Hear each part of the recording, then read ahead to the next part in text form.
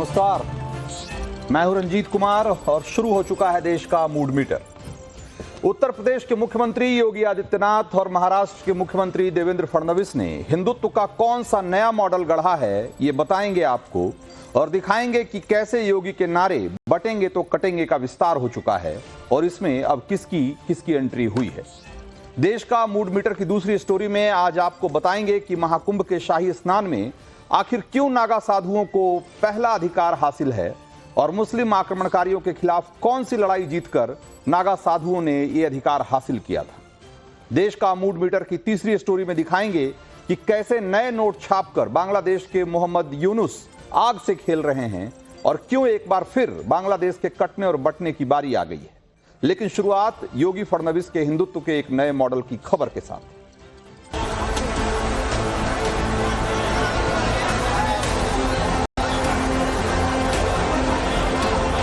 आज बांग्लादेश के अंदर हो रहा है, तीनों की प्रकृति, तीनों का डीएनए एक जैसा है।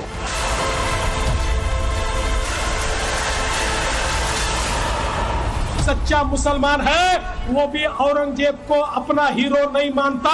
अरे औरंगजेब तो आक्रमणकारी था।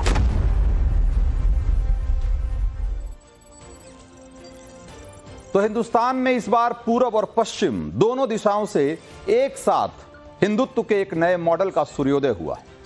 पूरब में योगी आदित्यनाथ ने अपने नारे बटेंगे तो कटेंगे का दायरे का विस्तार किया है, तो चुनाव में वोट जिहाद के खिलाफ बिगुल बजाने वाले देवेंद्र फडणवीस ने सीएम की कुर्सी पर बैठते ही कट्टरपंथियों को पहली और आखिरी वार्निंग दे दी है। आखिर क्या है हिंदुस्तान का यह नया मॉडल जिसके केंद्र में है बीजेपी के दोनों मुख्यमंत्री और कैसे वोट जिहाद और संभल कांड पर हो रही सियासत के जवाब में हिंदुत्व का यह नया मॉडल आकार ले रहा है। आज इसकी बारीकी से पड़ताल करेंगे, लेकिन सबसे पहले बात करते हैं यूपी की। अब तक योगी के राजनीतिक विरोधियों ने लोगों को यही बताने और समझाने की कोशिश की है कि योगी का बटेंगे तो कटेंगे वाला नारा कुछ और नहीं, सिर्फ हिंदू एकता का नारा है और इस नारे के निशाने पर मुस्लिम समुदाय है। लेकिन आज योगी ने लखनऊ में आयोजित 2 कार्यक्रमों में कुछ ऐसा किया जिससे एक झटके में ही विरोधियों के सारे वार बेकार हो गए। योगी ने अपने 2 बयानों से स्पष्ट कर दिया कि बटेंगे तो कटेंगे में सब शामिल है, हिंदू भी, बौद्ध भी, सिख भी। और इस नारे के टारगेट पर कोई कम्युनिटी नहीं है बल्कि कट्टरपंथी ताकतें हैं। सबसे पहले सुनिए कि बाबा साहब डॉक्टर भीमराव अंबेडकर के महापरिनिर्वाण दिवस के मौके पर सीएम योगी ने क्या कहा। बांग्लादेश में हिंदू, बौद्ध और अन्य अल्पसंख्यक समुदाय के लोगों को वहां के कट्टरपंथियों के द्वारा मारा जा रहा है, जलाया जा रहा है, उनकी संपत्ति को लूटा जा रहा है, माताओं और बहनों की इज्जत के साथ खिलवाड़ हो रहा है। मैं जानना चाहता हूं कि स्थितियां क्यों आई। याद करना कि जिन्ना का जिन जब तक इस धरती पर रहेगा तब तक इस प्रकार की अराजकता लगातार डसती रहेगी, गरीबों को, वंचितों को, शोषितों को। और यही दृश्य हम वहां देख रहे हैं। तो जब पहली बार योगी की जुबान से बटेंगे तो कटेंगे वाला नारा निकला था तब भी वो बांग्लादेश के ही मुद्दे पर बात कर रहे थे। आज भी उन्होंने बांग्लादेश के हालात को ही सामने रखा, लेकिन इस मंच पर उन्होंने ये याद दिलाया कि बांग्लादेश में कट्टरवादियों की साजिश का शिकार बौद्ध धर्म के लोग भी हो रहे हैं। राजधानी लखनऊ में ही जब मुख्यमंत्री योगी आदित्यनाथ गुरु श्री तेग बहादुर जी महाराज के बलिदान दिवस पर आयोजित एक कार्यक्रम में पहुंचे तो वहां भी उनके भाषण का थीम बटेंगे तो कटेंगे ही था। लेकिन इस नारे में उन्होंने सिखों को भी अपने साथ जोड़ा और उन लोगों पर वार किया जो हिंदुओं, सिखों और इन सारी कम्युनिटी के बीच खाई पैदा करने की कोशिश करते हैं। एक बार फिर से सुनिए योगी आदित्यनाथ को।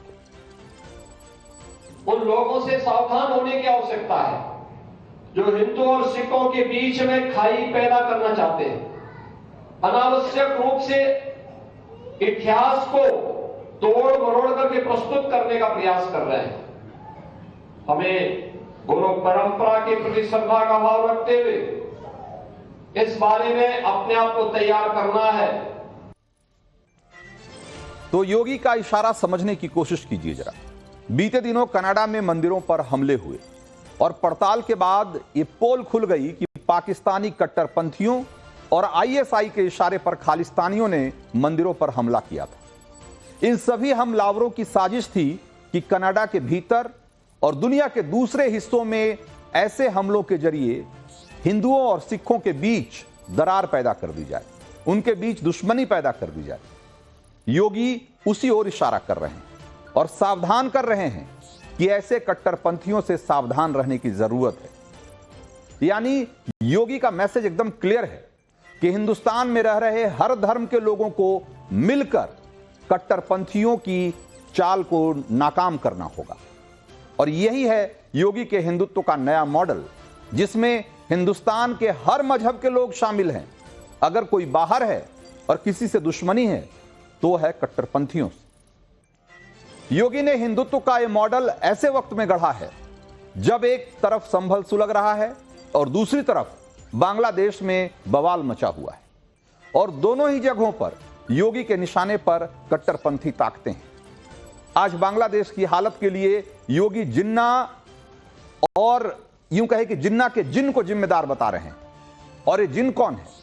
ये जिन इस्लामिक कट्टरपंथी हैं जो गैर मुस्लिमों के वजूद को भी बर्दाश्त नहीं कर पा रहे। इसी बांग्लादेश को लेकर कल योगी ने कहा था कि 500 साल पहले बाबर के एक सिपहसालार ने जो काम अयोध्या में किया था, जो काम संभल में किया था, और जो काम आज बांग्लादेश के अंदर हो रहा है, तीनों की प्रकृति, तीनों का डीएनए एक जैसा है। तो सवाल यह है कि वो कौन सा डीएनए है जिसकी तरफ योगी इशारा कर रहे हैं। इसके लिए इतिहास के पन्नों को थोड़ा पलटना होगा। पुरातत्व के सबूतों से साबित हो चुका है कि अयोध्या में जहां श्री राम जन्मभूमि का भव्य मंदिर आज बना हुआ है, वहां 500 साल पहले भी एक भव्य और विशालकाय राम मंदिर हुआ करता था। इसी मंदिर को तोड़कर बाबर के सिपहसालार मीर बाकी ने राम जन्मभूमि पर 3 गुंबदों वाले विवादित ढांचे का निर्माण किया था। और संभल के बारे में भी हिंदू पक्ष दावा करता है कि साल 1526 में बाबर के एक और सिपहसालार मीर हिंदू बेग ने मंदिर तोड़कर मस्जिद का निर्माण करवाया था, और इसका जिक्र बाबरनामा जैसे दस्तावेजों में भी दर्ज है। योगी कहते हैं कि जो अयोध्या और संभल में हुआ वही आज बांग्लादेश में हो रहा है। और बांग्लादेश में क्या हो रहा है, वहां के हालात से आप अच्छी तरह वाकिफ हैं। आज वहां इस्लामिक कट्टरपंथी चुन चुन कर हिंदुओं को, हिंदुओं के मंदिरों को निशाना बना रहे हैं। उनका जीना उन्होंने मुश्किल किया हुआ है। और ऐसी ताकतें योगी की नजर में जिन्ना का जिन्न है। और ये जिन्न हिंदुओं के किसी ने सुप्रीम कोर्ट में कल एक याचिका दाखिल की, और पता है उसमें क्या लिखा है? उसमें लिखा है कि अगर प्लेसेस ऑफ वॉरशिप एक्ट में कोई बदलाव किया गया या उसे खत्म किया जाता है तो इससे संभल जैसे हादसे बढ़ जाएंगे और देश को इसके गंभीर परिणाम भुगतने होंगे। इसे इंतजामिया कमेटी की सीधी सीधी तरीके से अगर देखा जाए तो धमकी न कहा जाए तो और क्या कहा जाए। याचिका में बात तो देश के सांप्रदायिक सौहार्द की बात की जा रही है, और याचिका का उन्होंने कहा कि मकसद यह है कि देश का सांप्रदायिक सौहार्द बिगड़े नहीं। और उदाहरण में संभल कांड का जिक्र किया जा रहा है, और साथ में गंभीर परिणाम भुगतने की धमकी भी दी जा रही है। यानी कि धमकी वाली छुरी को मखमल में लपेटकर पेश किया जा रहा है। लेकिन ऐसी धमकियां देने वाले शायद भूल गए हैं कि योगी सरकार धमकीबाजों से कैसे निपटती है, हिंसा और उपद्रव फैलाने वालों से कैसे निपटती है। इसका एक लंबा सिलसिला है। इसलिए धमकी वाला मैसेज आने भर की देर थी, फौरन डबल पावर के साथ जवाब भी आ गया। एक बार सुनिए जरा। जहां से इंतजामिया कमेटी को खाद्य रसद मिलती है उनकी धमकियों से तो हमारी सरकारों को जुकाम होता नहीं है, तो इनके कहने से कैसे हम लोग डर जाएंगे, हमारी सरकारें डर जाएंगी। इतना विशाल भारत और भारत की सरकार है, उसके सामने जुगनू की हैसियत है इंतजामिया कमेटी। बात यह है कि जो हिंदू शास्त्रिक नियम है, once a temple always a temple, कि एक बार अगर किसी जगह मंदिर की स्थापना हो जाती है तो समय के अंत तक रहती है। तो आप मुझे प्रूफ करने का मौका भी नहीं देंगे, और अगर मैं प्रूफ करने के लिए कोर्ट जाऊंगा तो कम्युनल हार्मनी बिगड़ जाएगी। इससे ज्यादा बड़ी धमकी नहीं हो सकती है कि अगर आप कोर्ट जाएंगे कम्युनल हार्मनी बिगड़ जाएगी। तो इसमें कहीं कोई कंफ्यूजन नहीं रहना चाहिए कि योगी के हिंदुत्व का मॉडल पुराना हो या नया, उसके टारगेट पर कल भी कट्टरपंथी थे और आज भी वही कट्टरपंथी। हर मंच से बांग्लादेश के हालात का जिक्र करने वाले योगी को भी खबर है कि कट्टरपंथियों की जमात मौका मिलने पर कहीं भी और किसी भी इलाके में बवाल काट सकते हैं, और इसकी ताजा मिसाल संभल में ही देखने को मिल चुकी है। इसीलिए योगी भी कहीं कोई मौका चूक नहीं रहे और किसी को मौका देने के मूड में नहीं। इसीलिए बुलडोजर धड़ाधड़ चल रहा है और बाकायदा सुप्रीम कोर्ट के नियम के मुताबिक चल रहा है। दूसरी तरफ अवैध लाउडस्पीकर उतरवाने के लिए भी योगी सरकार ने अभियान को फिर से तेज कर दिया है। कुल मिलाकर संभल कांड के बाद से लॉ एंड ऑर्डर के हर मोर्चे पर योगी सरकार पहले से कहीं ज्यादा पावर से एक्शन ले रही है और कहीं कोई रिस्क बिल्कुल नहीं ले रही। एक और मिसाल देख लीजिए, आज 6 दिसंबर है और जुम्मा भी है, लेकिन यूपी के किसी कोने से एक पत्थर इधर से उधर होने की आवाज नहीं आई है, जबकि कुछ दिन पहले ही यूपी के बहराइच में और संभल में किस तरह की हिंसा हुई ये आप सब ने देखा होगा। आज का दिन शांति से बीता क्योंकि योगी के हिंदुत्व के नए मॉडल में law and order top priority पे है, एकदम उनकी प्राथमिकता में सबसे ऊपर है, सबसे पहले। तो जैसा कि हमने आपको शुरुआत में बताया कि पूरब में योगी के साथ पश्चिम में देवेंद्र फडणवीस हिंदुत्व के इस नए मॉडल को धार दे रहे हैं, नया आकार दे रहे हैं। और वो कैसे हो रहा है, एक बार वो भी जान लीजिए। महाराष्ट्र के नए मुख्यमंत्री देवेंद्र फडणवीस ने ताजपोशी के बाद माना है कि महाराष्ट्र के रिजल्ट में हिंदुत्व का बहुत बड़ा असर रहा है, लेकिन सीएम देवेंद्र इसे ध्रुवीकरण नहीं बल्कि काउंटर पोलराइजेशन बता रहे हैं। और आपको याद होगा कि चुनाव के दौरान सज्जाद नोमानी जैसे मौलानाओं ने विपक्षी गठबंधन के साथ किस तरह की डील की थी। ऑल इंडिया उलेमा बोर्ड ने एमबीए को समर्थन देने के लिए मुस्लिम आरक्षण, मुस्लिम कैदियों को रिहा करने और आरएसएस पर बैन लगाने जैसी शर्तें रखी थी, जिसके जवाब में नरेंद्र मोदी का एक है तो सेफ है वाला नारा सामने आया था। देवेंद्र फडणवीस ने वोट जिहाद वाला आरोप भी इसी के बाद लगाया था। महाराष्ट्र के लिए फडणवीस ने योगी के नारे बटेंगे तो कटेंगे को जरूरी बताया था, और यहां तक कि जब अजित पवार ने योगी के नारे का विरोध किया तो फडणवीस ने स्पष्ट शब्दों में कहा था कि इस नारे का मतलब बाद में समझ में आएगा। तो वक्त आ चुका है और देवेंद्र फडणवीस नारे का मतलब समझा रहे हैं, बता रहे हैं कि हिंदुत्व के नए मॉडल में हिंदुत्व और विकास एक ही सिक्के के दो पहलू हैं। यानी कि सीएम देवेंद्र के हिंदुत्व का जो मॉडल है और योगी के जो हिंदुत्व का मॉडल है, दोनों कमोबेश एक है, जिसमें एक तरफ तो अपनी संस्कृति और विरासत पर गर्व का भाव है और दूसरी तरफ शांति और विकास की एक सशक्त दृष्टि भी।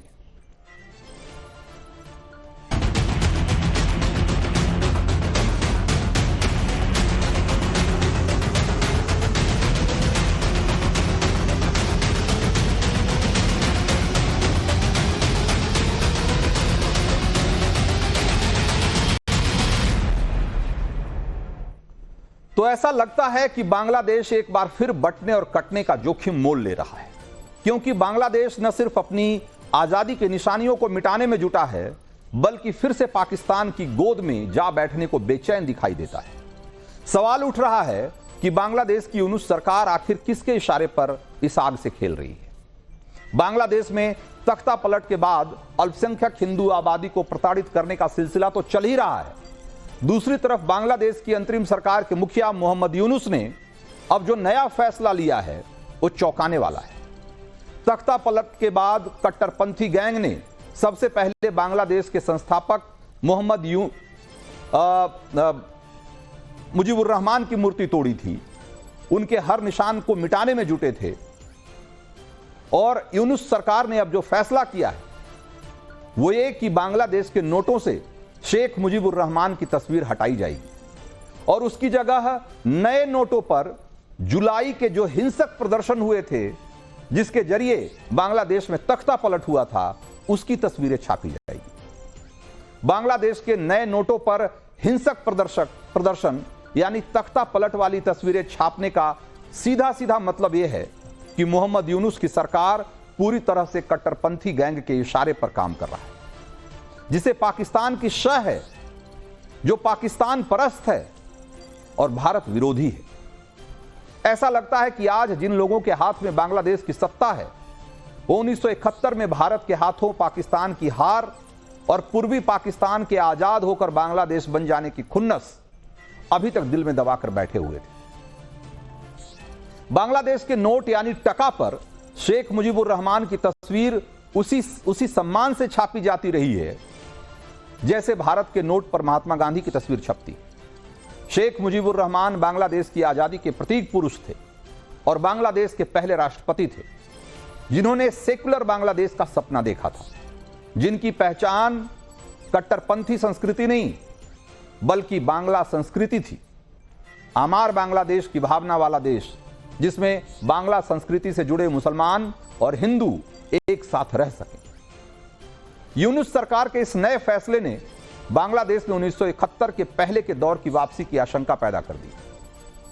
कहा जा रहा है कि यह उसी साजिश का हिस्सा है जिसके तहत पाकिस्तानी सेना तब वहां से बांग्ला संस्कृति को जैसे मिटाना चाहती थी, एक बार फिर से उसी मुहिम में जुटी हुई है और इसके लिए वहां की जो कट्टरपंथी ताकतें हैं वो एक तरीके से फिर से उनके साथ उन्होंने हाथ मिला लिया है।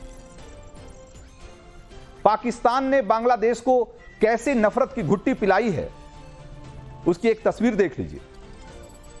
खालिदा जिया की पार्टी बांग्लादेश नेशनलिस्ट पार्टी के नेता और कार्यकर्ता सड़क पर उतरकर एंटी इंडिया अभियान चला रहे हैं, भारतीय प्रोडक्ट्स का बहिष्कार करने की अपील कर रहे हैं। ये तस्वीरें मैं उसी की दिखा रहा हूं।